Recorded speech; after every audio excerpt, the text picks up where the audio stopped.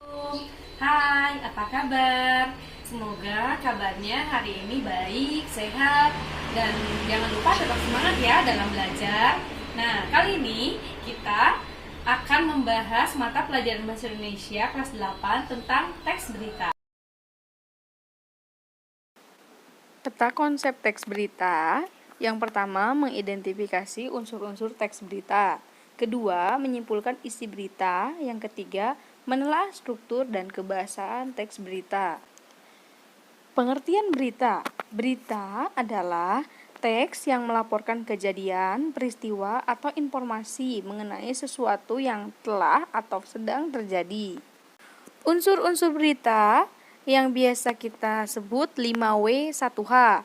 Ada what, itu apa, berisi pernyataan yang dapat menjawab pertanyaan apa.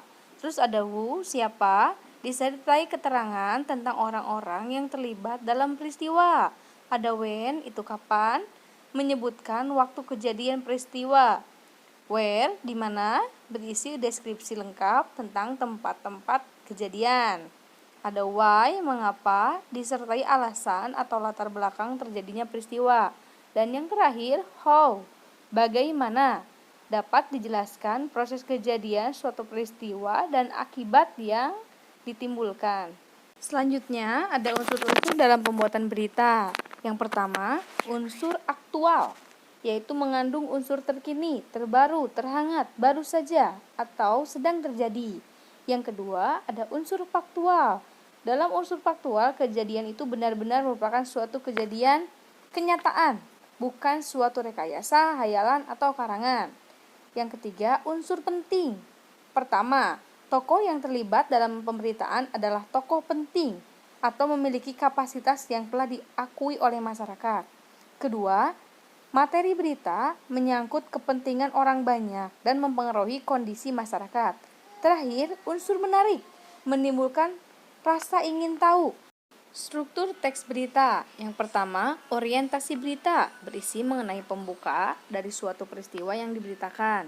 Yang kedua, peristiwa, mengenai jalannya kejadian dari awal sampai akhir dan dijelaskan berdasarkan fakta dari lapangan. Terakhir, sumber berita, berisi mengenai sumber didapatnya berita tersebut. Kebahasaan teks berita. Yang pertama ada verba transitif, merupakan verba yang dapat diubah ke dalam bentuk pasif. Ada verba pewarta, verba yang mengindikasikan suatu percakapan. Ada adverbia atau kata keterangan. Ada konjungsi temporal, itu yang berhubungan dengan waktu. Ada kalimat langsung, sebuah kalimat yang merupakan hasil kutipan langsung dari seorang pembicara.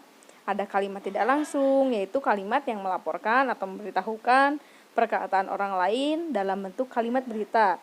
Dan bahasa yang digunakan harus baku dan sederhana, menarik, singkat, padat, lugas, komunikatif, netral, atau objektif. Terakhir adalah ciri-ciri teks berita. Teks berita itu harus menarik, harus terkini atau aktual, dapat dipercaya atau faktual, diterima oleh masyarakat, harus jelas, kalimatnya sederhana, dan segera disampaikan. Demikian pembelajaran kali ini tentang teks berita. Semoga bermanfaat ya. Wassalamualaikum warahmatullahi wabarakatuh.